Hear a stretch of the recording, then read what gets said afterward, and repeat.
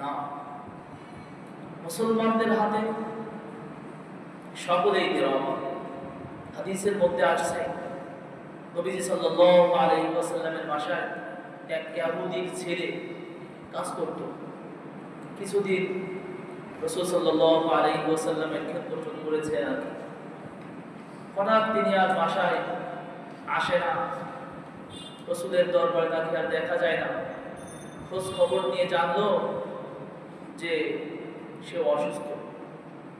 রাসূল সাল্লাল্লাহু আলাইহি ওয়াসাল্লাম সেই ইহুদির খোঁজ খবর নিতে তার বাসায় গেলেন। যে দেখে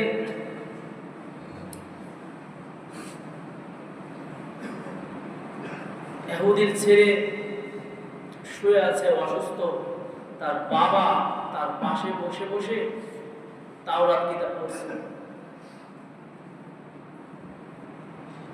রাসূল সাল্লাল্লাহু আলাইহি ওয়াসাল্লামের আগমনে ইহুদি কথা বলতে বলতে এক সময় রাসূল সাল্লাল্লাহু আলাইহি ওয়াসাল্লাম বললেন, আচ্ছা বলেন তো, আপনি যে তাওরাত পড়ছেন, এই তাওরাতের মধ্যে আমি নবী, আমার কোনো নাম এই তাওরাতের মধ্যে আছে কিনা আপনি কখনো পেয়েছেন? ইহুদি সে বলে উঠল, না, আমি কোনোদিন মুহাম্মাদের কোনো শব্দ আমি তাওরাত কিতাবে পাইনি। নাউজুবিল্লাহ পড়েন। ছেলে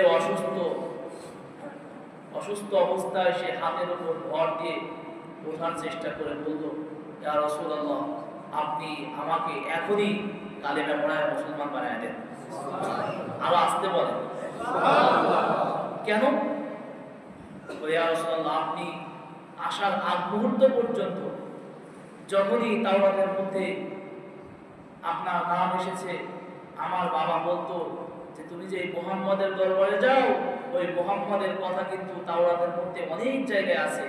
আজ আপনার সামনাসামনি হওয়ার পরেও সে যখন অস্বীকার করলো, আমার আর বুঝতে বাকি নাই যে আপনি শ্রেষ্ঠ নবী, আপনি আল্লাহ প্রদত্ত নবী। এটা আমার বুঝতে বাকি নাই, আপনি আমাকে পড়ায়া দেন কালিমা, আমি আপনার হাতে কালিমা পড়ে মুসলমান হতে চাই। আল্লাহু আকবার। কালিমা পড়ে মুসলমান